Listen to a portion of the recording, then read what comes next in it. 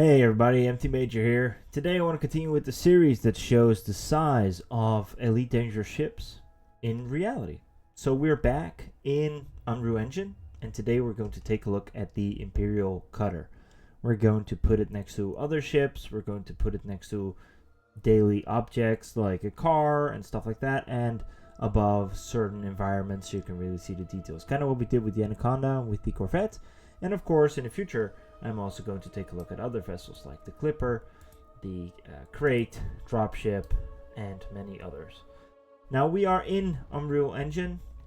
I made this map to kind of showcase the sizes, and here we can see that the cutter is approximately 200 meters long. It's a little bit shorter, so it's 192 meters long, 111 meters wide, and 33 meters tall. And that kind of checks out if you look at the sizes that I put here.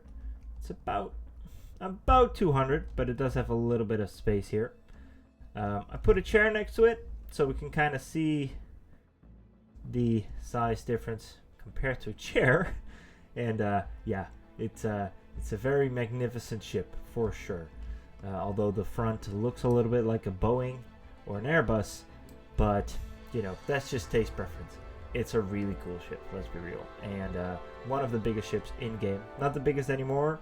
The biggest still goes to the Beluga liner, as we all know, but there's a plethora of other very large ships in the game, like the Federal Corvette, the Panther Clipper, which is the biggest one when you look at the mass size.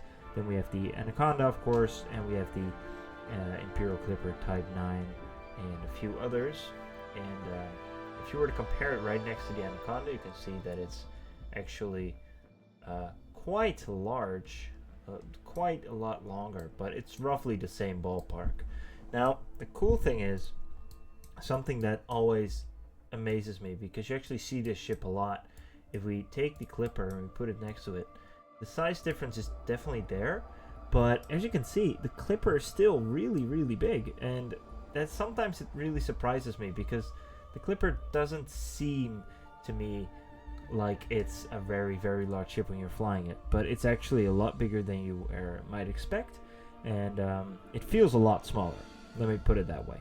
So let's put the Clipper back, put the Anaconda back as well, and it's kind of hard not to put it on the exact right spot, and let's go into our walk mode. Now we are all the way at the beginning, but here you can see the Sidewinder. You can see the DBX, I believe this is, and then we are continuing to the ESP Explorer, etc. Alright, so now I'm standing here right next to the cutter, and well, I can also see this in game nowadays, but this does give a little bit of an idea on how big this ship is if you're walking straight under it, and just seeing it in the distance, you know, seeing all these other vessels in the distance, it's pretty cool. It's always cool to see it this way. Because although Elite Dangerous has become much better to convey scale, it's still not, you know, actually showing this off in the right manner. Except when you're actually standing right next to it, you're going into your third-person camera, you're zooming out, and then you're like, wow, okay, that's pretty crazy. But when you're flying it, it's sometimes hard to see the scale, and I'm really hoping with these videos you guys really can sense it a little bit better. We are in a street, so this is the same street we visited in the previous episode with the Anaconda, and here we are right next to the Imperial Cutter. And as you can see, so the collision box is being a little weird here because it's so large, but as you can see, it fills up the entire block. There's the Sidewinder we saw previous, also about the width of a road, of a four-lane road. And here we have the cutter. So, you know, zooming out a little bit, you can really see the size here. It's just pretty crazy seeing it like this, and it was the same way with the Anaconda. It's just mind-boggling to imagine it actually being this large when you're flying it. You know, if we were to put it right above the street, for example, and you were to stand, let's say, on this roof. You were to look up, it just blocks out the sun almost. It just fills the entire sky, which is pretty cool. The Imperial Cutter.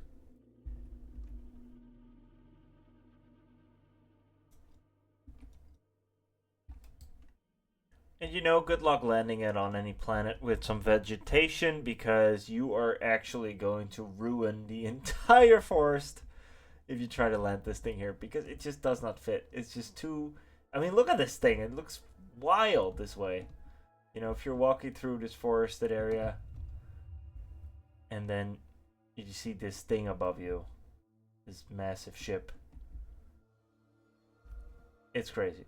Kind of reminds me of the scene in Star Wars Phantom Menace, where the landers land from the Trade Federation to drop off all the troops. That's kind of what this reminds me of. That's the kind of scene I'm imagining. You know, landing here, breaking all the trees in the process.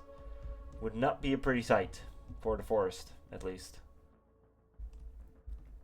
So, it's also maybe one of the reasons why forested planets haven't really been introduced yet, because it would just not fit anywhere. Except you find a giant clearing, or you have to maybe burn your way through some forests to make a place where you can actually land the thing. Just for reference, it's the entire map. It's just covered the entire map. And then if we take the smallest ship in the game, the Sidewinder, which is about 20 meters wide, or long, and wide actually. So this really does give you a little bit of sense of scale. It also, and that's the weird thing I always think about Elite Dangerous ships, because look at the cockpits, right? So these are roughly, well, obviously the bridges are bigger of the bigger ships, but if you look at this cockpit, this is massive, right? This is really large, and you look at the Sidewinder, it's that small. The Sidewinder has really good vision, so I don't see why they need to make the cockpits that large, because if you make the cockpits and the bridges this large, the ship looks smaller. So a very good example is the Anaconda. It actually has a slightly narrower and smaller bridge area with glass, and this actually makes the ship looks a lot more big because the bridge is smaller. But because these bridges are so large, the ship looks smaller than it actually is. I mean, I personally think that. And I kind of wished they didn't always do this, because let's say the bridge wasn't here, but it was up here, and it would have, you know, glass going around this, kind of like the Anaconda, and the bridge would be right here. Now, obviously, you know, it wouldn't be ideal because you would have more vision here, etc. But that would make the ship look a lot more massive and a lot more like a warship instead of a Boeing 747 in space. Even though it's a lot bigger than a Boeing 747, I can tell you that. So, and that's kind of the thing here with all these other ships, because the Clipper looks a lot smaller than it is because of the large cockpit, and the Crate doesn't really have that. Cockpit's fairly small-ish. The Federal Dropship doesn't have that. The OSP does have that. It's massive. And then the DBX is actually a very good example because it's very large, but, you know, the character in it is like this size. So why have it that large? I guess it's nice in the DBX because it's an explorer ship, but, you know, it just kind of makes the ships look a lot... I think that's where the ambiguity comes from with these ships feeling smaller than they are. Not just the way they fly, but because if you're flying in the Corvette or in the Conda, you also see most of the ship where you're flying it, like this, and that makes it also look like you're actually piloting a warship instead of a glorified Boeing 747. But I'm not trying to, you know, crap all over this ship because I think it's a really cool ship and don't mean to do that. But I would have wished that the cockpit was different. Either much more in the back or just smaller slits with the same visibility, because it is possible, because the Sidewinder has great visibility. So I wouldn't understand why this ship wouldn't have that either. Let's use the Sidewinder as a bridge, and then anamorph these two ships together. And then, as you can see, this would be the bridge right here. Ta-da! There we go. Doesn't the ship look bigger already? It's kind of goofy, but you know, I hope you guys get my point. Either way, that was this episode. The Imperial Cutter right here. Very cool. I especially also like the back, by the way. I haven't really showed that in this video. I will be making a video in the future about the cutter, because this is one of the ships that is very, very famous and people love it a lot, and it's one of the ships that I've basically never really done a lot with, and I kind of want to.